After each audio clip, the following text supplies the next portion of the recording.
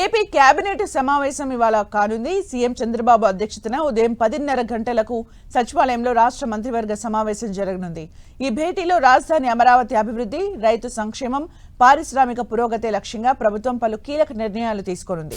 ముఖ్యంగా రాజధాని కోసం భూములిచ్చిన రైతులకు ఊరట కలిగిస్తూ కొత్త పోలింగ్ గ్రామాల పరిధిలోని రైతులకు 1.5 లక్షల వరకు రుణమాఫీ ప్రతిపాదనతో పాటు కొత్తగా భూములిచ్చే వారికి ఎకరానికి ఏడాదికి 40,000 రూపాయల యాన్యుటీ చెల్లింపుకు కేబినెట్ గ్రీన్ సిగ్నల్ ఇవ్వనుంది.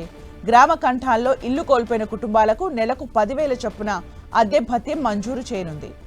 రాజధాని అమరావతిని అంతర్జాతీయ నగరంగా తీర్చిదిద్దే క్రమంలో భాగంగా పలు ప్రతిష్టాత్మక సంస్థలకు భూ కేటాయింపులపై మంత్రివర్గం నిర్ణయం తీసుకోనుంది.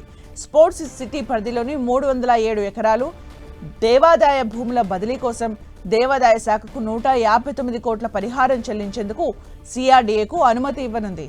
వీటితో పాటు ఆర్ట్ ఆఫ్ లివింగ్ సంస్థకు 7.42 ఎకరాలు, సిఐఐకి 4 ఎకరాలు, ఫిషరీస్ శాఖ ఆధునిక ఆక్వేరియం కోసం 2 ఎకరాల భూమిని కేటాయించనున్నారు.